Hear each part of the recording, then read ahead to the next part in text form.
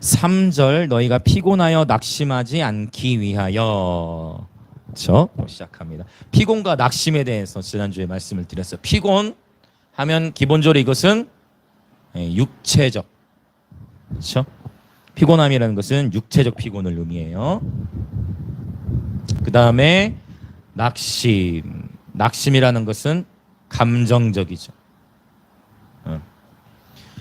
그래서 이 피곤과 낙심을 경계하기 위하여 바로 예수를 생각하라, 이 부분까지 지난주에 나누었습니다.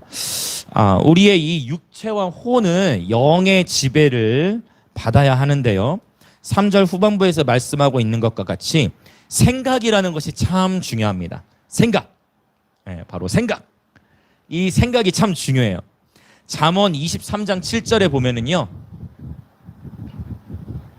잠언 23장 7절, 대저 그 마음의 생각이 어떠하면 그 위인도 그러한즉.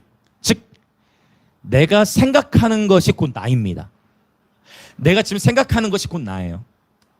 만약 저와 여러분이 지금 이 순간에도 예수의 아름다우심과 그분의 존귀하심에 매료되어져 있다면 나는 지금 예배자인 겁니다. 할렐루야. 내가 생각하는 것이 곧 나예요. 그것이 잠언 23장 7절에서 말씀하고 있는 것입니다. 그래서 하루 24시간 중에 저와 여러분의 생각이 가장 많은 비중을 차지하는 것은 무엇입니까? 먹을 것? 입을 것? 마실 것? 아니면 무엇일까요? 저와 여러분의 삶에 가장 많은 비중을 차지하는 것, 여러분, 자나 깨나 예수에 대한 생각에 사로잡히시길 축복합니다. 할렐루야, 할렐루야, 할렐루야. 예수를 보고 싶고, 예수를 더 묵상하고 싶고, 그분을 더 닮고 싶고, 그분의 말씀에 순종하고 싶고, 이것이 행복이에요. 할렐루야. 그러면 지치지 않아요. 제가 이런 부분, 예배 사역도 마찬가지. 여러분, 예배를 드리고 나면 피곤한 것이 아니라 예배를 드리고 나면 할렐루야, 더 기쁩니다. 아멘. 그렇죠? 더 힘이 나는 것이죠. 우리는 예배를 통해서 새 힘을 얻게 됩니다. 왜요? 예배를 통해 주님과 만나기 때문입니다. 할렐루야, 할렐루야. 그래서 오늘 또 저와 여러분 가운데 혹시 육체적인 피곤이나 감정적인 낙심이 있었던 분들이 있다면 이 시간 우리 주 예수 그리스도로 선포합니다. 저와 여러분이 이 시간 예수님의 얼굴을 주목하여 바라봄으로 모든 육체적 피곤과 감정적 낙심이 예수의 이름으로 끊어질지어다. 아멘. 할렐루야, 할렐루야, 할렐루야. 내가 생각하는 것이 곧 나라는 것입니다. 그래서 이 생각이 변화되기는 참 쉽지 않다. 오늘 참 이 간증들이, 그래서 저는 이 간증 시간이 너무 중요한 것은 뭐냐면 영광의 임재 교회 머리는 예수님이신 거예요. 담임 목회자가 아닌 것입니다. 사실 간증 시간은 저를 내려놓는 거잖아요. 어떤 의미인지 이해되시나요? 제가 컨트롤하려 하지 않고 하나님께 이 예배 시간을 드리는 것이지 않습니까? 영광의 임재교회의 머리는 예수님이신 거예요.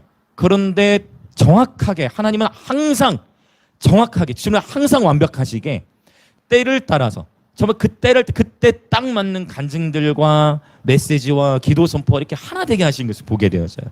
그래서 지금 이 예배가 모인 사람의 수가 중요한 것이 아니고 지금 이 예배를 성령님께서 이끌고 계시다는 거예요. 그분이 주권적으로 이 예배를 지금 받으시고 계시다는 거예요. 그래서 이 예배가 너무 중요한 거죠. 할렐루야. 그래서 이 시간에 함께 믿음으로 선포하고 이 시간에 함께 믿음으로 말씀 취하고 그렇게 할 때 우리 삶에 놀라운 돌파들이 연속적으로 일어나게 되는 줄 믿습니다. 할렐루야. 생각의 변화되기는 쉽지 않아요. 우리 철진이가 오늘 또 고백했던 거잖아요. 가치관의 변화. 근데 제가 봤을 때는 굉장히 많이 변화되고 있습니다. 우리 철진이. 놀라울 정도로. 먼저 된 자가 나중되고 나중된 자가 먼저 되는. 우리 탈북자들 이렇게 만나보셨겠지만 스파이 감독님도 말씀하셨지만 쉽지 않습니다. 사역이. 근데 우리 철진이 세워져 가는 거 보면 하나님 얼마나 감사한지 모르겠어요. 정말로 여러분, 할렐루야. 이것이 북한 사역이잖아요. 그렇죠? 네. 얼마나 귀합니까? 생각이 변화되기란 참 쉽지가 않아요. 로마서 12장 1절 2절에 유명한 말씀이 있죠. 그러므로 형제들아 하나님의 모든 자비하심으로 너희를 권하노니 너희 몸을 하나님이 기뻐하시는 거룩한 살아있는 제물로 드릴지라. 이것이 곧 영적 예배니라. 다음에 나오는 말씀이 너희가 이 세대를 본받지 말고 오직 뭐를 새롭게 함으로? 마음을 새롭게 함으로 변화를 받아 하나님 아버지의 선하시고 기뻐하시고 온전하신 뜻이 무엇인지 분별하도록 하라는데 이게 사실은 분별하게 될 것이다로 보는 것이 맞아요. 그러니까 우리 마음이 변화가 되어지고 참된 영적 예배자가 되면 하나님의 선하시고 기뻐하시고 온전하신 뜻이 무엇인지 분별하게 되어집니다.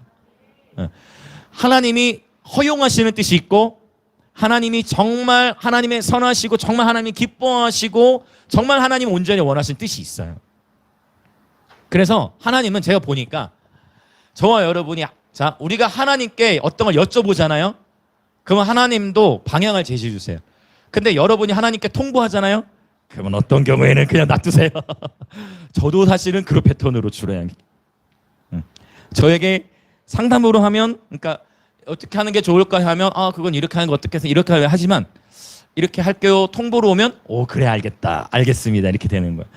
근데 여러분 하나님과 교제할 때에도 마찬가지. 그래서 여러분 하나님이 허용하시는 뜻이 있고 선하시고 기뻐하시고 온전하신 뜻이 있어요. 우리가 하나님 앞에서 저와 여러분이 원하시는 것 여러분 하나님이 허용하시는 뜻을 원하십니까? 아니면 하나님의 선하시고 기뻐하시고 온전하신 뜻대로 살아가기를 원하십니까? 부사겠죠. 그래서 여러분 그렇게 되기 위하여 중요한 게 뭐냐면 마음의 변화인데 오늘 준희 사모님도 정확하게 얘기했어요. 나는 하나님의 음성을 듣는다 했는데 내 안에 내가 인지하지 못했던 이게 문제. 내가 인지하지 못 굉장히 깊은 얘기를 한 거예요. 최근에 저희 아내가 또 상담심리 영역을 또 공부하다 보니 그렇죠? 굉장히 깊은 부분인데 나도 모르게 나는 잘 결정하고 있다고 생각하지만 우리 안에 쓴뿌리라든지 또 무거운 여러 다양한 요인들에 의해서 하나님 편에서 잘못된 게 아니라 우리의 마음이 다 변화되지 못했을 때 생기는 오류들이 있을 수 있는 이게 문제인 거예요. 그래서 지난주에도 말씀드린 것 같지만 무거운 것 중에 뭐가 있냐면 자기 기만이라는 게 있는 거야. 자기 기만. 자기 기만 이해하십니까? 나 자신이 속아버린 거야. 나는 잘 가고 있는 줄 아는데 나 자신이 속아버려. 그래서 중요한 게 뭐냐면 토요일에도 우리 잠시 얘기했는데 그래서 공동체가 중요해. 함께 그렇죠. 공동체가 굉장히 중요해. 공동체 함께 서로가 서로를 점검하고 함께 격려하고 함께 기도하면서 서로가 서로를 함께 챙겨주면 서로가 서로를 격려하면서 서로가 위로하면서 서로가 함께 중보하면서 함께 세워나가는 거예요. 이것이 굉장히 중요해요. 지금 제가 로마서 12장 1절 2절 얘기를 했는데 자 여기 이제 로마서 12장 2절에 마음이라는 단어가 나오는데 성경에서 특별히 신약성경 안에서 마음으로 번역된 단어 마음으로 번역됐는데 사실 헬라어로는 세 가지로 나와요. 참 이게 아이러니하죠. 헬라어로 세 가지가 있는데 자 그것을 함께 오늘 좀 정리를 먼저 하고 들어가려고요. 자 마음 첫 번째는요 헬라어로 누스라는 단어가 있어요. 이 누스라는 단어는 이게 로마서 12장 2절에 쓰인 단어예요. 로마 12장 2절. 이 누스는 주로 어떤 의미로 쓰이냐? 마인드. 마인드? 마인드? 마인드는 어디죠? 마인드. 마인드는 뭐예요? 생각이죠. 이해되시죠? 그래서 이 누스라는 단어는 생각의 변화를 해. 그러면 로마서 12장 2절에서 말하는 누스. 로마서 12장 2절에 마음이 변화를 받으라 했을 때는 뭐가 변화를 받아야 된다는 얘기예요? 생각의 변화를 받아야 한다는 것을 언급하고 있는 것입니다. 어떤 의미인지 이해되시죠? 자, 생각 또는 이해 그리고 깨달음이라는 의미가 있습니다. 자, 두 번째 마음에 해당하는 단어 카르디아라는 단어가 있어요. 카르디아라는 단어 예를 하나 들면 성경에 뭐 여러 군데 더 나오지만 골로새 3장 16절 같은 경우 카르디아. 이 카르디아는 뭐냐면 하트입니다. 하트. 예, 조금씩 구분이 되시죠? 하트예요. 이 하트인데 그래서 실제로 심장을 가리키기도 하고 그렇죠? 그냥 단순히 마음을 가리키기도 해요. 자, 여러분 마음의 위치가 어디입니까? 자, 어려운 부분이에요. 마음의 위치. 마음의 위치. 그래서 헬라어로도 세 개로 번역이 된 거예요. 학자들조차도 몰라. 어려워. 그래서 우리말로 마음에 번역된 곳에 어떤 데는 영어로는 마인드, 어떤 데는 하트, 헬라어로도 다 다르게 하나가 더 있어요. 자, 뭐가 나올까요? 하나 더 있어. 자, 뭐가 있냐면요. 바로 푸뉴마가 있어요. 푸뉴마? 들어보셨죠? 제가 종종 나는 푸뉴마는 뭡니까? 영, 호흡, 또 바람 이런 의미들이 있죠. 자, 디모데후서 1장 7절에 보면은요. 실제로 우리 개역 성경에 하나님이 우리에게 주시는 마음은 두려워하는 마음이 아니고 오직 능력과 사랑과 절제하는 마음이니. 마음으로 또 번역을 해놨다니까요. 그런데 거기서는 어떤 단어가 쓰였어요? 푸뉴마라는 단어가 쓰였어요. 이 단어는 스피릿, 영, 호흡, 바람의 의미가 있어요. 이러고 봤더니 자 이제 이 세 개를 기억하시면 돼요. 누스, 카르디아, 그 다음에 푸뉴마, 마음으로 번역된 단어. 자, 그래서 마인드, 하트, 스피릿으로 나눠지는데 가만히 보면은요. 자, 마인드하고 하트. 자, 요 영역은 혼과 연결돼요. 혼. 사람의 혼. 그렇죠. 마음, 혼과 연결돼. 그리고 이 푸뉴마는 영이죠. 그래서 우리의 심장, 마음, 하트 아무래도 여기 감정과 연결되겠죠. 카르디아가. 이해되시죠? 이해되실 거예요. 그래서 우리의 생각과 이해, 우리의 마음과 감정의 상태가 영의 지배를 받아야 돼요.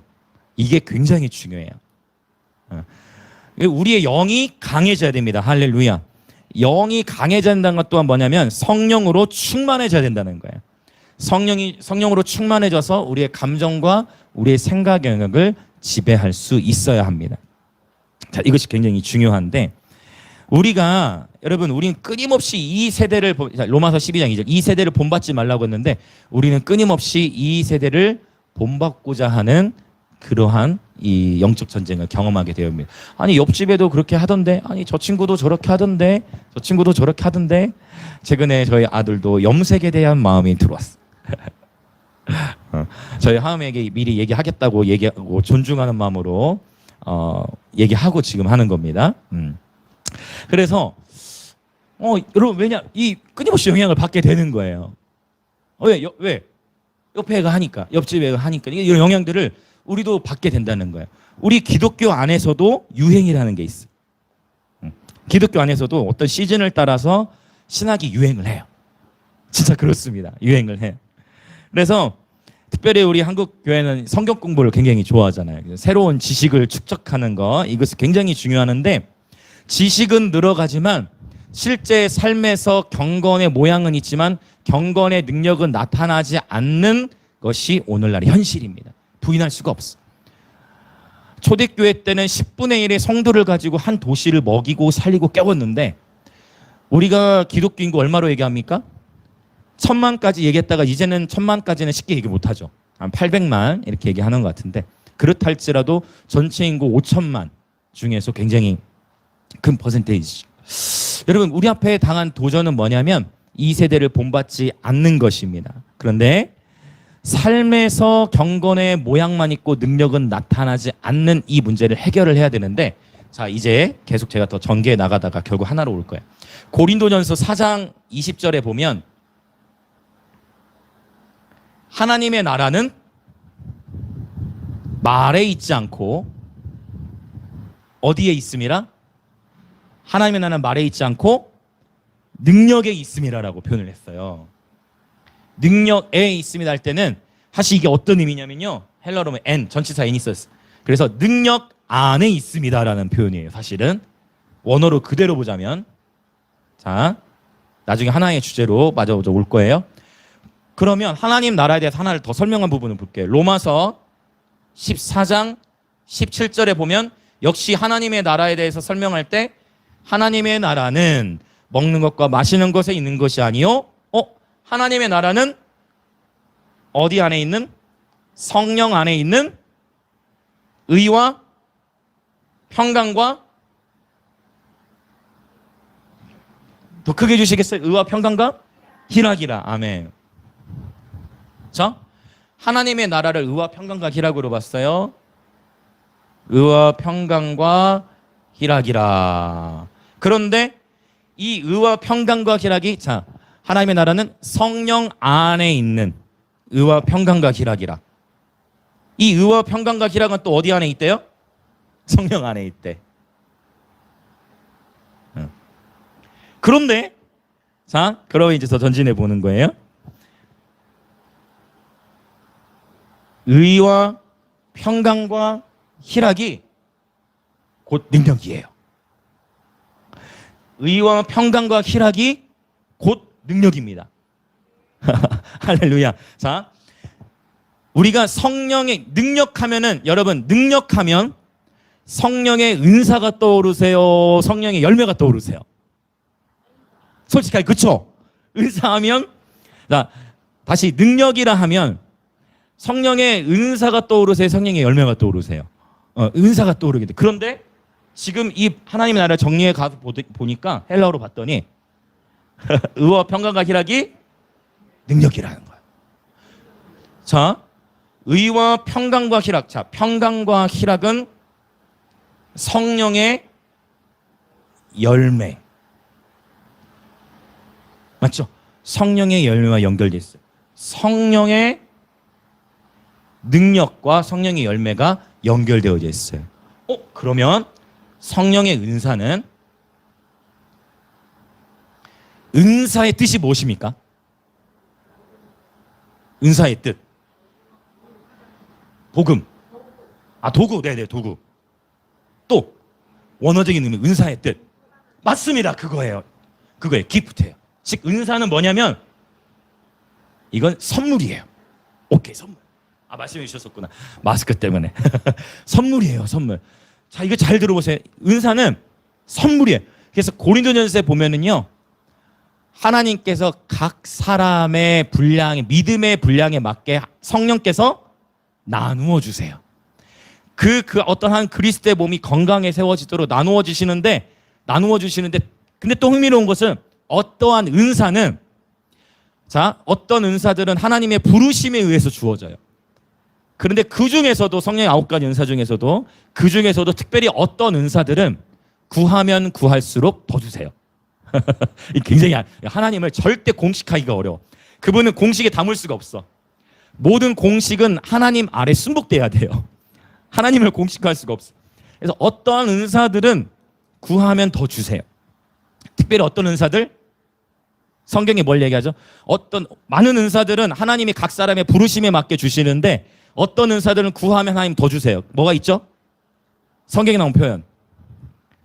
자, 그렇죠. 예언하기를 더 사모하라 했어. 오케이? 그러니까 예언적인 감동은, 자, 이미 말씀들 해주신 것 같은데 제가 안 들렸을 수도 있어요. 바로 이 예언의 은사를 하나님 더 구하라 했어요. 예언적 감동. 또 방언도 마찬가지. 또 방언이 하나 더 있죠. 방언으로 기도하는 자는 뭐 하기를 구해라? 그렇죠. 통역하기를 구할지니라. 오케이. 그러고 보니까, 야, 이건 하나님 말씀의 세계가 너무 오묘해. 자, 성령의 9가지 은사 중에 방언, 통역, 예언, 다 뭐와 연결돼 있어요? 말과 연결된 거예요. 그렇지. 다른 은사들은요, 하나님이 그냥 선물로 주세요. 그리고 이 방언, 말함, 방언, 통역, 예언도 선물이지만 특별히 언어와 관련된 은사들은 더 구하라고 하셨어요. 이게 말과 연결돼서 그래요. 요즘에 계속 강조하는 것 중에 하나가 뭡니까? 언어의 훈련. 그렇죠. 말의 훈련. 이 부분을 얘기하는데, 말의 훈련이 또 뭐와 연결되기 때문이냐면 성품과 연결되기 때문에. 그래서 열매라는 것은, 은사는 그냥 선물이 하나님이 훅 받아라 하고 주는 거예요. 하나님이 주시는 거예요. 근데 이 열매가 어려운 거예요, 사실은. 그러니까 우리는 반대로 나도 저 은사가 있으면 좋겠다 하지만, 사실은 은사는 하나님이 때에 따라 하나님이 또 주시는 거예요. 근데 이 은사가 어디서 어떻게 더 활성화되느냐? 거리로 나오시길 축복합니다. 거리에서 예언하고, 거리에서 귀신들 쫓아내고, 할렐루야. 거리에서 치유기도 하고, 아멘, 아멘. 예, 거리에서 계속 전하는. 그래서 이게 뭐냐면 이런 거예요. 선물, 이런 거예요. 쉽게 생각하면 돼요. 누가 나한테 선물을 줬는데, 그 선물에 대해 너무 고마워하고, 선물 준 거를 잘 써. 그러면 선물 준 사람의 마음이 기뻐요? 어떻습니까? 기쁘죠? 그러면 기뻐가지고 어떻게 해요? 다음에도 저 사람한테는 저 선물을 주고 싶어, 잘. 근데 내 선물을 딱 줬는데, 고마워하고 툭 내팽개쳐놓고 활용도 안 하고 그냥 먼지만 쌓이고 있어. 그러면 그 다음부터는 그 아이한테는 선물을 잘 안 줄 수도 있겠죠. 하나님이 꼭 그렇다라는 게 아니고 그럴 수 있다는 거예요. 선물에 대한 이야기를 하면서. 자, 그래서 성령의 은사라는 것은 여러분 계속해서 활성화하고 사용하면 하나님께서 때를 따라서 더 부어주세요. 그래서 이걸 언제 더 많이 경험하냐면 선교지에서 정말 많이 경험해요. 선교지에 가게 되면 왜? 영혼을 섬기러 가니까 하나님 선물을 팍팍 주세요. 왜? 막 거기서 사용해야 되니까. 할렐루야, 할렐루야. 그런데 너희는 가장 큰 선물을 구하라 했죠. 가장 큰 선물이 뭘까요? 성경에 14장에 그렇게 시작하죠. 13장 마지막과 14장 철 어떻게 시작해? 너희는 가장 큰 은사를 사모하라. 그게 뭐예요? 사랑이라고 했어요. 와우, 할렐루야. 하나님 분명히 말씀하셨어요. 모든 은사들 중에 가장 큰 거, 더 월등하게 큰 은사는 바로 사랑의 은사. 이 은사 얘기 하려고 했던 게 아닌데 오늘 또 이런 좀 풀어져 나오네.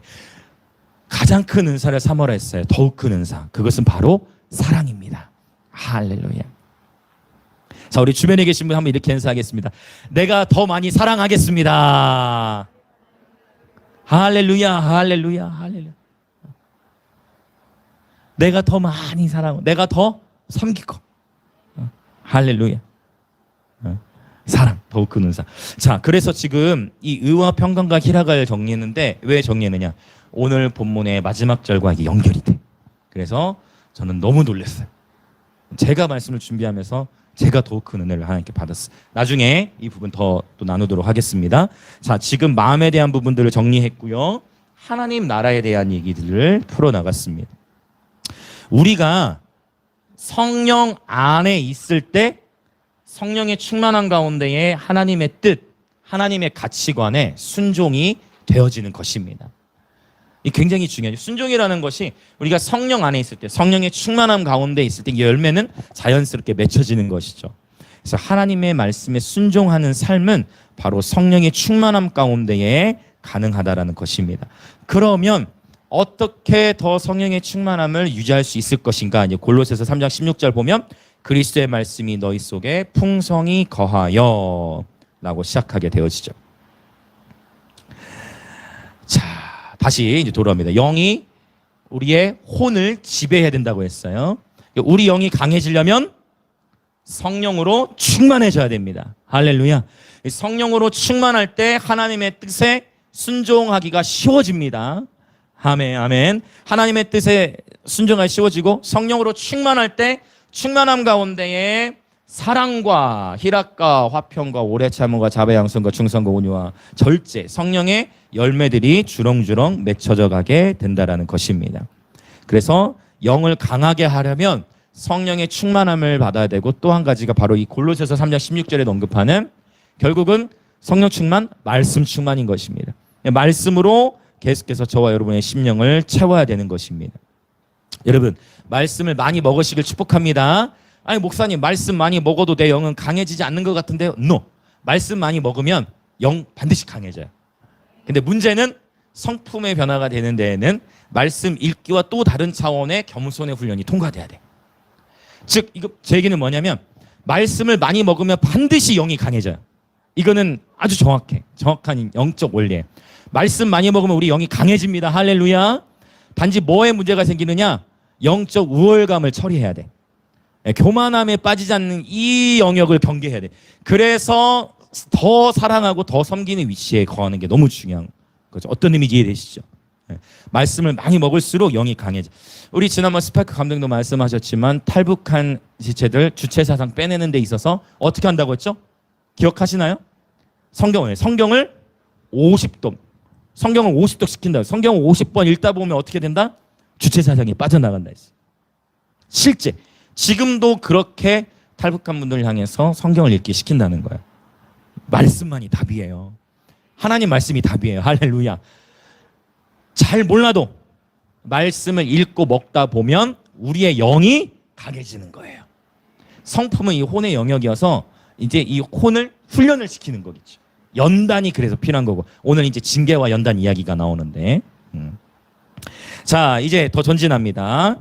자, 그래서 저와 여러분의 생각이, 그렇죠? 이 누스에서부터 좀 나왔죠. 생각. 오늘 히브리서 12장 3절. 저와 여러분의 생각이 하나님의 말씀으로 가득 차시길 예수님의 이름으로 축원드립니다. 아멘. 이제 4절 들어가 볼게요. 4절 읽겠습니다. 시작. 너희가 죄와 싸우되 아직 피 흘리기까지는 대항하지 아니하고. 죄와 싸우다. 자, 여기서 이제 비유의 패턴이 바뀐 거야. 1절하고 2절에서는 어떤 비유를 썼어요? 경주. 그쵸? 경주 비유를 썼잖아요. 경주. 자, 그런데 4절에서는 죄를 의인하여 가지고 죄와 뭐 한다? 싸워야 돼. 갑자기 뭘로 바뀌냐면 권투로 바뀌어요. 이미지가.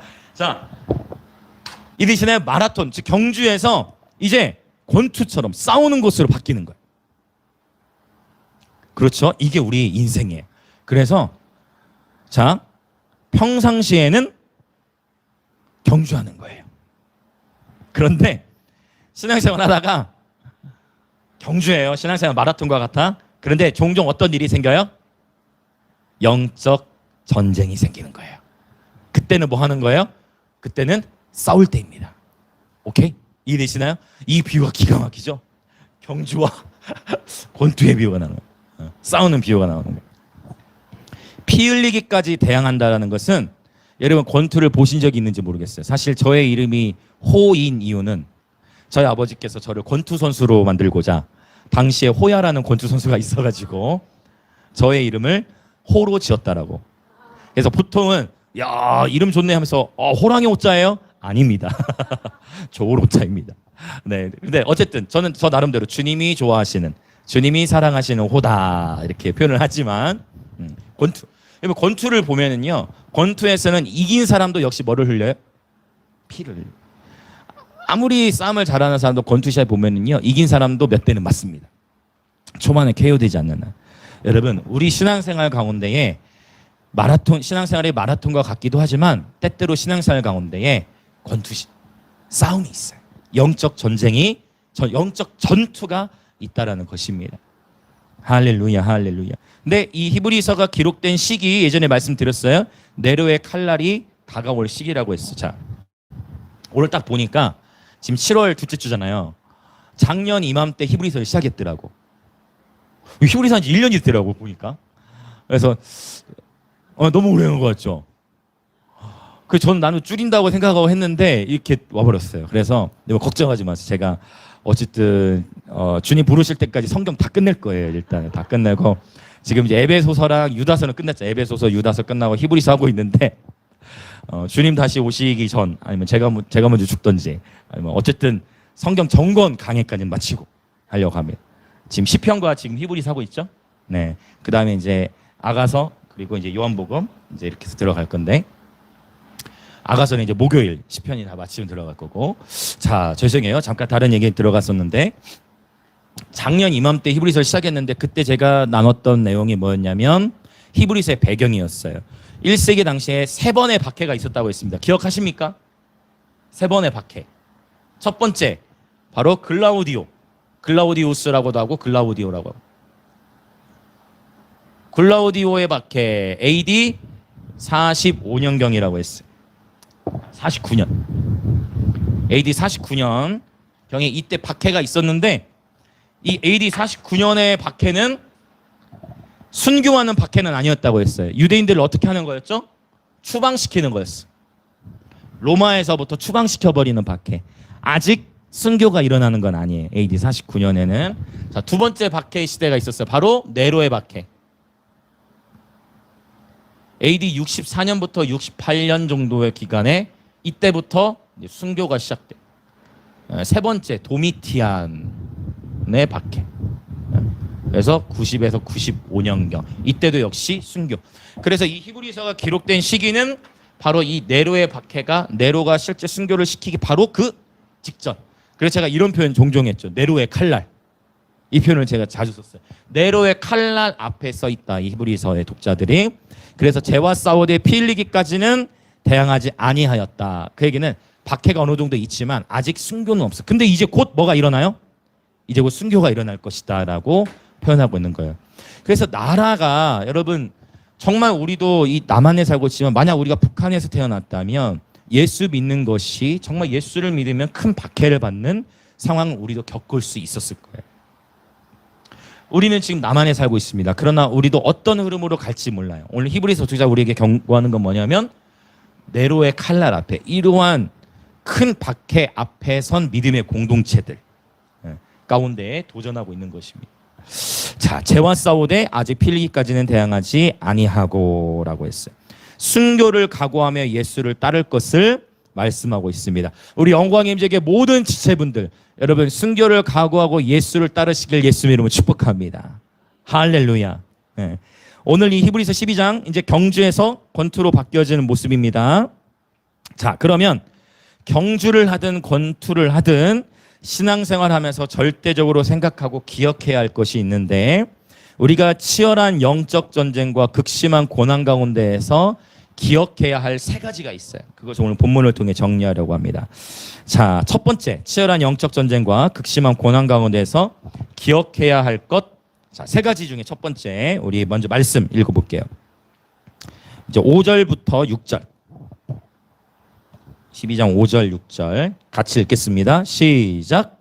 또 아들들에게 권하는 것 같이 너에게 권면하신 말씀도 잊었도다. 일러스되 내 아들아 주의 징계하심을 경히 여기지 말며 그에게 꾸지람을 받을 때에 낙심하지 말라. 주께서 그 사랑하시는 자를 징계하시고 그가 받아들이시는 아들마다 채찍질하심이라 하였으니. 자, 영적 전쟁과 고난 가운데서 기억해야 할 것 세 가지 중에 첫 번째, 바로 하나님의 말씀을 기억하는 거예요.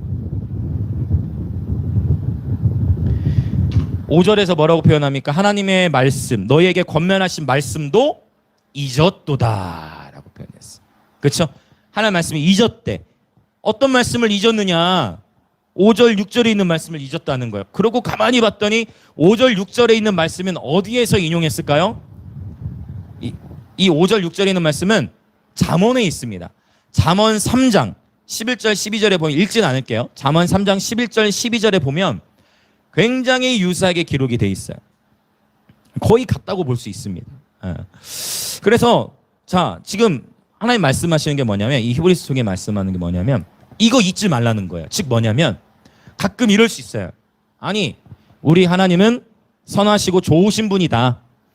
하나님이 자녀들을 혼내실 분이 아니다 라고 인간적으로 생각할 수 있겠으나, 하나님은 이런 코로나나 이런 것과 관련이 없는 분이다 라고 생각하는 일부 신학적 흐름이 상당히 있습니다. 그러나 하나님은 코로나를 통해서 징계하고 계신 겁니다. 하나님은 코로나를 통해 말씀하고 계신 거예요. 맞죠? 네, 저희는 그렇게 믿고 있습니다. 자, 하나님의 말씀을 기억해야 되는, 특별히 어떤 말씀이에요? 바로 징계에 대한 그런 말씀이에요. 잠시 후 이 부분 더 볼 건데, 하나님의 말씀을 기억해야 돼요. 그래서 평상시에 저와 여러분이 하나님의 말씀을 많이 먹어야 한다라는 것입니다. 하루라도 말씀을 먹지 않으면 저와 여러분은 영양실조에 걸리게 됩니다. 영적인 영양실조. 하나님 말씀 날마다 드셔야 돼요. 우리 히브리서 4장 12절 오늘 사모님께서도 간증할 때 또 나눠주신 거야. 그렇죠? 또 이게 또 연결이 돼. 이미 간증할 때 나눠주신 것처럼 우리의 영과 혼과 관절 요술을 찔러 쪼개는 것입니다. 하나님 말씀을 날마다 먹어야 돼요. 의무적으로 드셔야 됩니다. 여러분, 날마다 하나님 말씀 드시길 축복합니다. 이거 아무리 강조해도 지나치잖아. 우린 너무 자주 잊어버려. 너무 자주 잊어버려요. 끊임없이 날마다 하나님 말씀을 먹으면서 묵상해야 할 것입니다. 자, 이제 이 5, 6절에서 인용된 이 말씀을 7절부터 11절까지 좀 더 풀어서 설명이 필요해. 왜? 징계는 민감한 이야기예요. 아주 민감한 얘기다 보니 히브리서 저자도 이거 민감한 부분을 좀 더 깊이 설명하게 되어집니다. 자, 이제 두 번째, 영적 전쟁과 고난 가운데 기억해야 할 건데요. 자, 우리 보겠습니다. 7절부터 9절 읽어보겠습니다. 시작. 너희가 참음은 징계를 받기 위함이라. 하나님이 아들과 같이 너희를 대우하시나니 어찌 아버지가 징계하지 않는 아들이 있으리요. 징계는 다 받는 것이거늘 너에게 없으면 사생자요 신아들이 아니니라. 또 우리 육신의 아버지가 우리를 징계하여도 공경하였거든 모든 영의 아버지께 더 복종하며 살려 하지 않겠느냐. 그러니까 보통 하늘의 아버지로 표현을 하는데, 흥미롭게도 영의 아버지라고 표현을 한 이유는 뭐냐면 육체와 영을 구별시키는 거예요. 그래서 조금 전에 육체의 아버지를 표현을 했기 때문에 영의 아버지다를 표현을 하는 거예요. 두 번째 우리가 기억해야 될 게 바로 뭐냐면 바로 하나님의 아버지 되심이에요.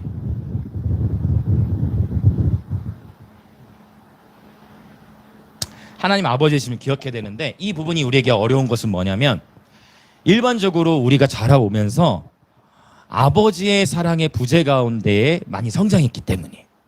육신의 아버지의 사랑의 부재.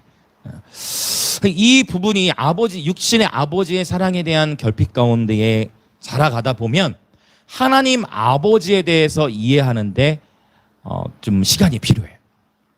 하나님 아버지의 성품조차도 오해하게 되는 경우를 보게 되어집니다. 저 역시 마찬가지로 이러한 인생의 계절들을 통과하게 되어졌었죠. 어떤 의미인지 다 이해되실 겁니다. 하나님의 아버지 되심을 기억해야 되는데, 자, 일단 우리가 이제 이 징계라는 단어를 한번 좀 살펴보려고 합니다. 자, 징계라는 단어가 나왔는데 사실 이 징계라는 단어가 굉장히 유명한 단어예요. 여러분 들어보셨을 수 있어요. 이 징계라는 단어는 이 파이디아라는 단어를 쓰는데 이 단어에서 나오는 단어가 뭐가 있냐면 파이디온. 들어본 적 있지 않으세요? 파이디온 선교회. 이게 어린이 이렇게 무슨 협회 이렇게 있잖아요. 네네네네네 들어보셨을 거예요. 그래서 이 파이디아 징계라는 단어는 자 훈련 아까 또 오늘 간증하신 분들 가운데 훈련 얘기하신 분들도 있었어요. 연단, 징벌, 교육 이러한 다양한 의미들로 번역이 되어집니다. 그리고 고난 뭐 이런 의미도 있고 훈련, 교육, 징계 또 책망 이런 의미도 있고 단어가 굉장히 근데 어떤 뉘앙스인지 감이 오시죠? 파이디아라는 단어가. 그래서 어린 아이들에게 훈육이 필요하다라는 그런 의미죠. 파이디온 성교회, 그렇죠? 어린 아이들을 의미하니. 자, 훈련을 시키는 건데, 자, 그럼 볼게요. 하나님께서는 저와 여러분은 사랑하시기 때문에 우리를 훈련시키신다는 것입니다. 그렇죠. 때로는요, 자, 이렇게 파이디아가 다양한 의미로 쓰인 것처럼 딱 정확해. 파이디아가 이렇게 다양한 의미로 쓰인 것처럼 어떠한 징계는 하나님께서 우리가 더 이상 죄를 짓지 않도록 하기 위해서, 오케이? 죄를 더 이상 짓지 않도록 하기 위해서 우리를 이 파이디아 징계하신다라는 거예요. 또 어떤 경우에는 죄와 그냥 상관없이 그냥 하나님의 자녀들이 더 성숙해지기 위해서 우리를 이 파이디아 훈계하신다라는 거예요. 왜냐? 하나님은 우리의 아빠이시기 때문이에요. 자, 그래서 육신의 아빠로부터 사랑을 많이 못 받고 자란 경우에는 그러면 어떻게 되느냐? 그래서 크게 두 가지가 있는데 먼저는 공동체에서 그 아버지 사랑을 경험시켜줘야 돼. 무조건적으로 사랑해주고 진리와 타협하라는 얘기가 아닙니다. 진리의 절대적인 기준을 갖고 나 자신에게 적용을 하되 우리 지체들에게는 여러분 낮아져서 끊임없이 사랑이 먼저예요. 반드시 징계 이전에 사랑이 먼저입니다. 갑자기 부모 교육하는 뭔가 그런 느낌이에요. 그렇죠? 교육하는 어떤 느낌이에요? 징계 이전에 뭐가 먼저라고요? 사랑이 먼저입니다. 사랑과 신뢰가 먼저. 그 무조건적인 사랑을 반드시 경험시켜줘야 되는 것입니다. 그리고 또 한 가지 방법이 있어요. 그게 뭐냐면 예배를 통해서 깊이 하나님 임재로 들어가는 거예요. 그래서 예배를 통해서 내가 하나님 앞에 무조건적인 사랑을 직접 경험해야 돼요. 방법이 그거예요. 주님 앞에 내가 먼저 그 무조건적인 사랑, 나 같은 사람도 구원하시고 받아주신 그 아버지의 사랑을 하나님 아버지로부터 경험하는 것입니다. 그것이 중요한 거예요. 여러분, 징계, 오늘 이 히브리 저자가 아주 친절하게 설명을 하고 있잖아요. 하나님이 너희 사랑하시기 때문에 징계하는 거야. 참 이게 듣기 싫은 말이에요. 여러분, 혼나고 있는 사람한테 야, 다 너 잘 되라고 하는 얘기야. 이거를 좋아할 다음 세대가 어디 있겠습니까? 그렇죠. 솔직히 우리 부모의 마음이 다 너 잘 되라고 하는 얘기야. 그걸 누가 잘 되라 좋아해? 다 싫어한단 말이에요. 힘들단 말. 그러나 히브리 저자도 그 얘기를 하고 있어요 지금. 잘 되게 하기 위해 사랑하시기 때문에 징계한다는 거예요. 근데 정말 하나님이 화나면, 정말 하나님이 화나가지고 정말 하나님이 최고조로 화가 나면 어떻게 되는 줄 아세요? 그거 더 마시. 그렇지. 아예 내버려둬. 이게 로마서 1장에 보면은 하나님께서 그들을 진노 가운데 내버려 두사. 하나님이 그들을 불의를 행하도록 그냥 내버려 두사. 이게 저주예요. 징계는 여러분 징계는 저주가 아니에요. 징계는 저주가 아니고 내버려둠이 저주예요. 징계는 저주가 아닙니다. 그래서 이 징계라는 단어를 꼭 징계라고 쓰지 않는 것도 방법이에요. 왜냐하면 이 파이드라는 단어가 그냥 훈련. 좀 뭔가 좋죠. 훈련이 더 나은 것 같아. 똑같. 훈련, 연단, 연단 이런 단어 좀 더 이렇게 순화된. 뭐 사실 그게 그거예요. 그렇죠. 사실 그게 그건데 좀 더 훈련, 연단, 교육 얼마나 좋습니까? 이렇게. 근데 아주 징계라고 좀 어미한 단어로 지금 우리 개역개정 번역이 돼 있는데 여러분 최고로 하나님 화났을 때에 여러분 이 벌은 내버려둠이에요. 이것이 가장 안타까운. 그러니까 여러분 우리 인간관계에서도요. 차라리 싸우는 건 좋은 거예요. 차라리 이렇게 좀 서운한 게 있고 했을 때 푸는 게 좋아요. 그냥 뭐 얘기할 거 얘기하고 따질 거 따지고 막 얘기하고 그게 더 건강한 거예요. 근데 잘 지내다가 갑자기 냉대로 돌아서서 확 그냥 마음 닫아버리고 어떻게 뭐 풀 수도 없고 그냥 냉대해가지고 해버리면은 어떤 의미인지 이해되시죠? 그러면은 그 관계가 회복될 수 있는 여지가 없어요. 어떤 의미인지 이해되시죠? 그것처럼 가장 극심한 화난 거 뭐냐? 그러니까 어느 정도 이렇게 따지고 말도 하고 하는 것은 그만큼 그에 애정이 있는 거야. 근데 그게 아니라 그냥 완전히 냉대함으로 가버리면 그것은 관계가 깨어지죠. 하나님께서는 마찬가지예요. 가장 극심하게 화났을 때는 아예 내버려 두는 그것이 바로 저주라는 것입니다. 그래서 여러분 무관심이 제일 무서운 거예요. 제가 아마 지난주였던 것 같아요. 지난 주일에 다음 주쯤에서 하음이 관련된 간증을 하겠다라고 얘기를 했던 거 기억하신 분도 있을 거예요. 이건 이제 하음이에게 미리 하음이를 존중해야 우리 아이를 존중해야 됩니다. 그래서 미리 얘기를 하고 나누는 건데요. 아까 사모님 나눠주신 에피소드와도 좀 연결이 되더라고요. 네, 그래서 하나님 참 동일하게 인도하시는구나라고 생각이 되어집니다. 2주 전의 일이죠. 7월 1일 금요일 저녁에 이제 아이들도 학교 마치고 방과후도 마치고 피아노도 마치고 다 오고 저녁에 오는데 항상 아이들 보면 대부분 차 타면 자잖아요. 애들도 이제 졸린 상태. 네, 저녁에 왔는데 예배를 드리려고 하는데 이제 너무 졸리다 잠에서 깨어나니까 예배 드리기가 어렵잖아요. 졸린 거지. 그리고 하음이는 마침 다음날 워터파크를 가기로 했었거든요. 하음이 많이 졸린 상태에 있는 거예요. 그래서 하음이가 오늘은 쉬고 좀 자면 안 되겠냐라고 얘기를 하더라고. 항상 제 금요일에 강요하지 않으니까. 그래 그러면 이 내버려둠하고 하나님 내버려두는 거하고 다릅니다. 이건 아이를 존중하면서 그 의견을 들어주는 거니까. 그래서 그래 그러면은 알겠어 하음이 네가 이거는 자원하는 예배이니까 그렇게 해도 돼라고 얘기를 했더니 하음이가 뭐라고 얘기를 하냐면 하음이가 저한테 했던 말이 그런데 내가 예배를 드리지 않으면 영적 전쟁에 올 것 같다는 거예요. 하미가 한 이게 10살 아이인데 내가 예배를 드리지 않으면 영적 전쟁에 올 것 같다는 거예요. 이게 자 지금 이게 뭐냐면 직관. 그러니까 제가 예전에 영에 대해서 설명을 할 때 영에 속한 기관 중에 직관과 양심이 있다고 했어요. 기억하실 거예요. 직관. 그러니까 직관적으로 예배를 드리지 않으면 뭔가 영적 우리 어른들 다 이해하듯이 그래서 제가 느꼈어요. 10살 아이도 이런 하나님의 말씀에서 이걸 다 이해할 수 있구나. 그래서 예배를 드리지 않으면 영적 전쟁이 올 것 같다는 거예요. 그래서 그날 하미가 예배팀 섰을까 안 섰을까요? 안 섰습니다. 그렇죠. 우리 어른들 이제 그런 감동이 있으면 섰겠죠. 근데 하미 안 섰어요. 그 얘기하는데 안 섰어요.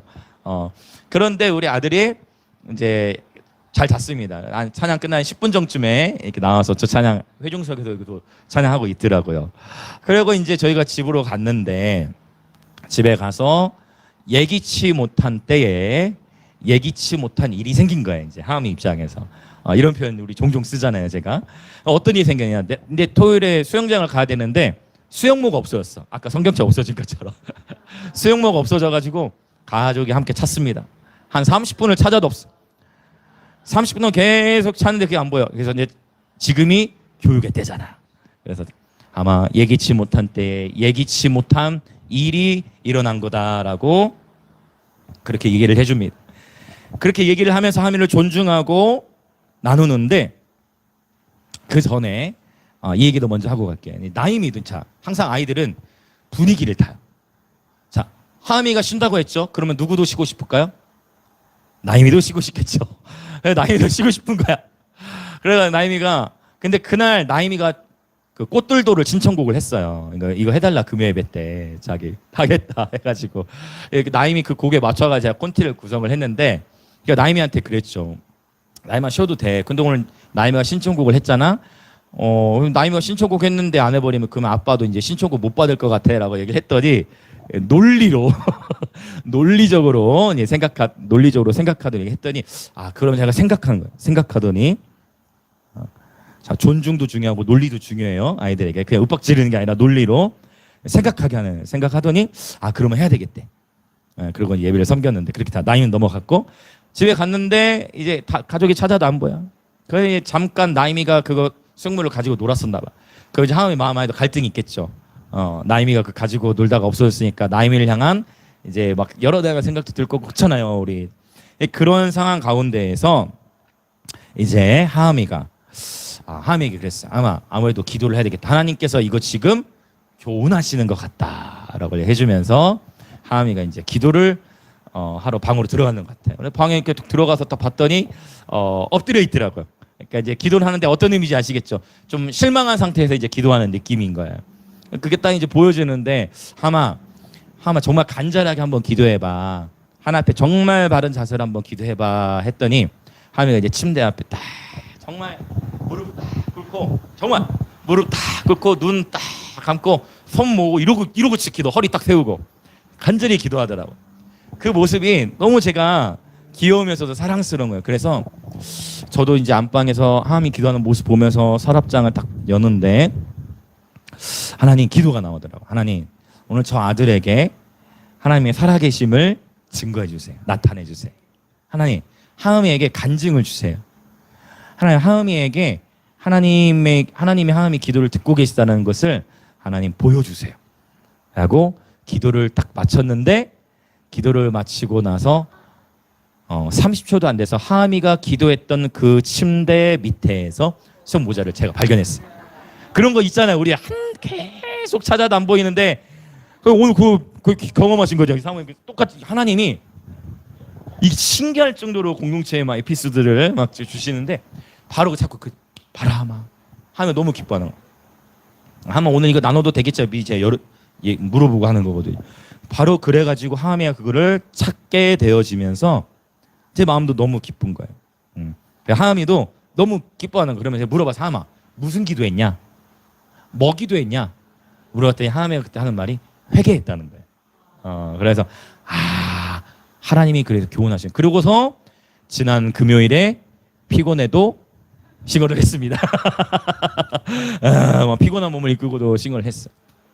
그러니까 자원하는 예배였지만 그래서 하나님이 사랑하시는 아들마다 징계한다. 이 징계라는 거를 징계가 좀 딱딱하고 그런 아주 강한 단어잖아요. 저는 약간 지금 부드러운 분위기 속에서 이 간증을 지금 풀어나가는 거예요. 어떤 의미인지 이해되시죠? 이런 간증. 근데 그 전전주였나? 그 전주였나? 또 이제 뭐가 있었냐면 이제 하미가 아끼는 카드가 있는데 그 카드가 없어진 거예요. 그때는 그랬어. 아마 너 그 카드가 우상이 되면 안 된다.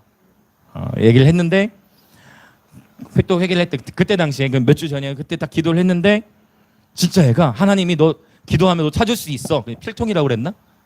필통했나? 카드 집이라고 그랬나? 카드 집이 있는데 기도하고 카드 집을 여는 거야. 무슨 의미 이해되세요? 뭔지 이해되세요? 그러니까 혹시 제가 기도하고 하나님이 들어줄 수 있잖아. 하나님 여기다 카드 넣어주실 수도 있잖아. 열어보는 거야. 기도했을 때 있을 수도 있으니까 야 믿음이 크도다 생각을 했는데 그때는 카드가 바로 안 나오더라고. 며칠 동안. 그래서 하나님이랑 얘기했어요. 왜 하나님 바로 안 찾게 해줬느냐. 기도는 했지만 여전히 내 마음에 카드가 큰 분량을 차지하거든. 근데 며칠 지나서 진짜 하미가 카드에 신경을 쓰지 않을 때 그걸 찾게 되더라고요. 여러분 이런 경험들이 있으실 거예요.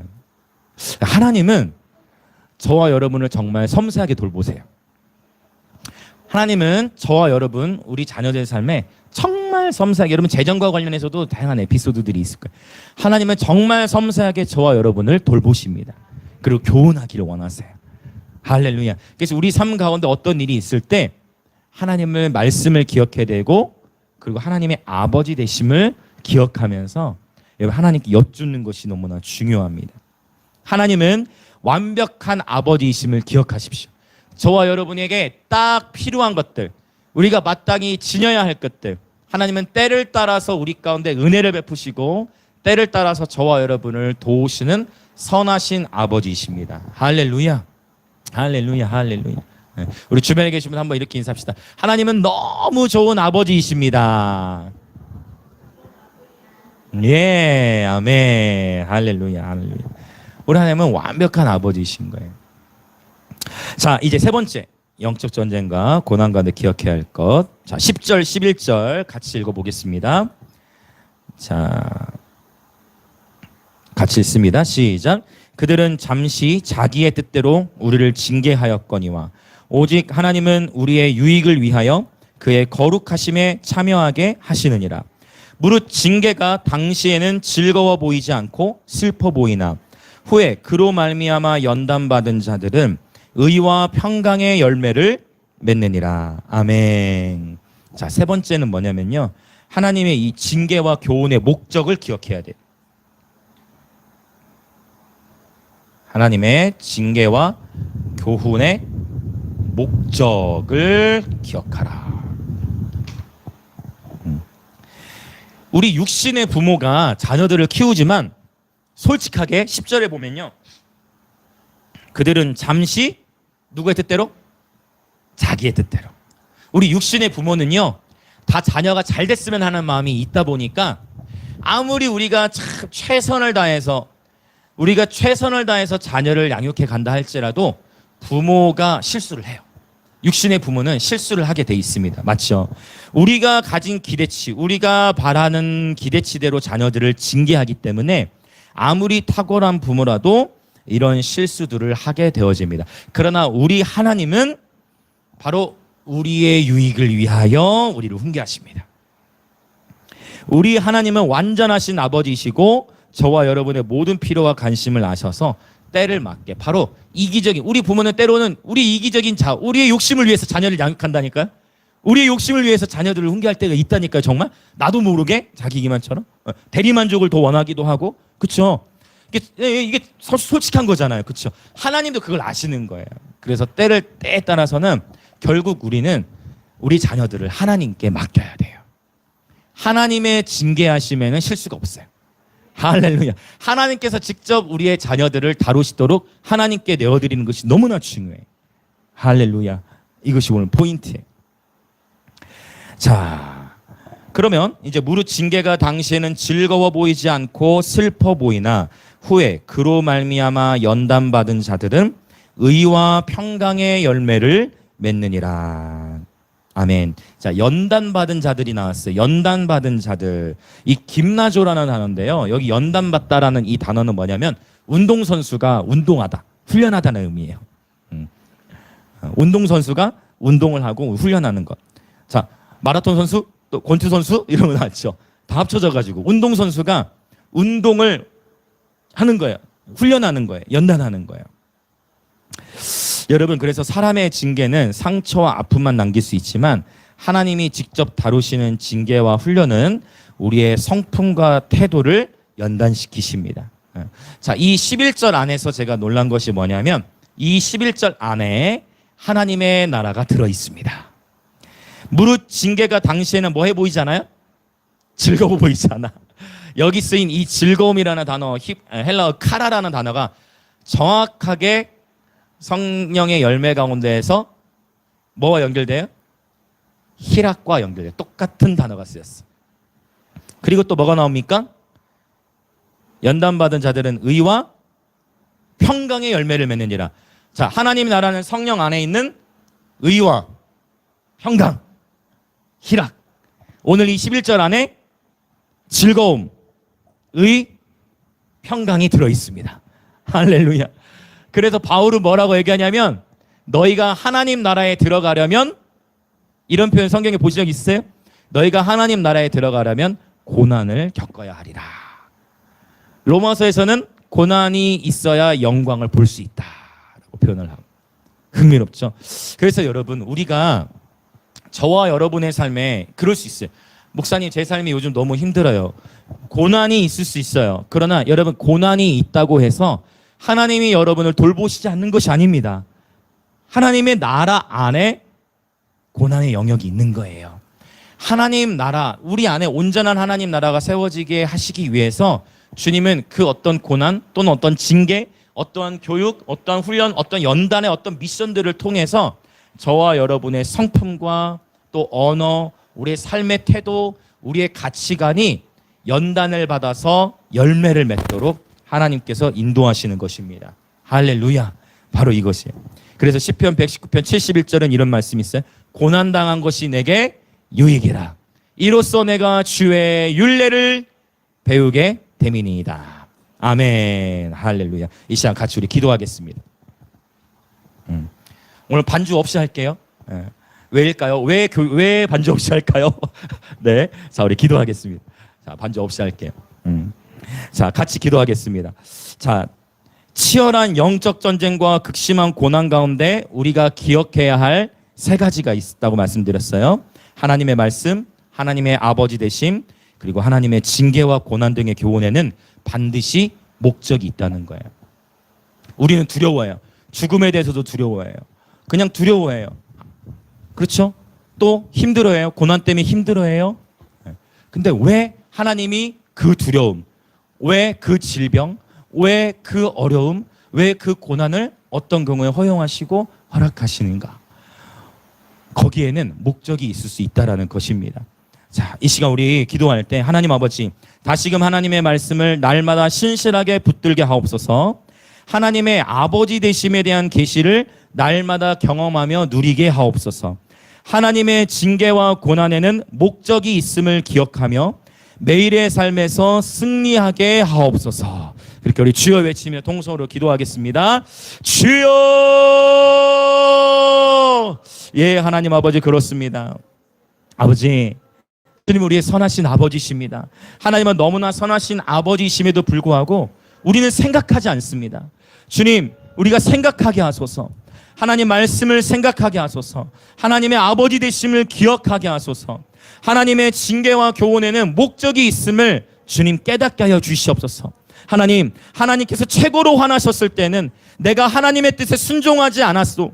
하나님, 우리를 내버려 두시지만 내가 하나님 말씀에 순종하지 않았을 때에 주님, 우리를 연단하시기 위해서, 우리가 하나님의 뜻 가운데 거하기 위해서 끊임없이 우리에게 말씀하시고, 주님 말씀하실 때 주님 그 말씀하심에 우리가 귀를 기울이게 하여 주옵소서. 하나님은 끊임없이 우리와 교제하길 원하시는데 주님, 우리는 하나님과 교제하기를 원하지 않습니다.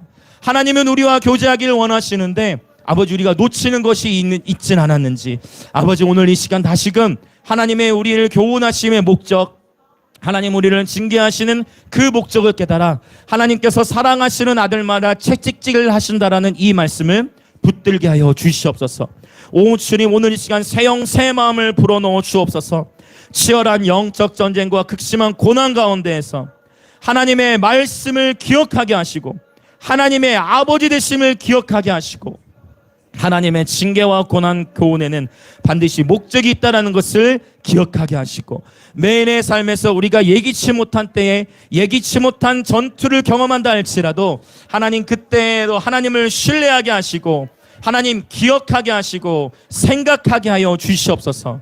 하나님 우리에게 기회를 주시니 감사합니다. 계속해서 생각하게 하시고 기억하게 하시고 하나님을 구하게 하여 주시옵소서. 오직 주님의 말씀만을 의지하나이다. 오늘 이 히브리서 저자를 통해 우리에게 말씀하신 것 같이 주님, 죄와 싸우되 우리는 그냥 적당히 전투하고 적당히 예배하고 적당히 그냥 사람을 섬기는 차원에 머물지 않게 하시고 정말 이 시대에 아버지 세상의 풍조에 휩쓸리지 아니하고 오 주님, 우리가 깨어있게 하여 주시옵소서. 주님, 우리가 깨어있게 하여 주시옵소서. 주님, 우리가 깨어있게 하여 주시옵소서. 하나님의 말씀 앞에 반응하는 예배자가 되게 하여 주시옵소서. 하나님의 말씀 앞에 반응하는 예배자가 되게 하여 주옵소서. 하나님의 말씀하심에 귀를 기울이게 하여 주옵소서. 하나님의 말씀하심에 귀를 기울이게 하여 주시옵소서. 할렐루야, 할렐루야, 할렐루야, 할렐루야.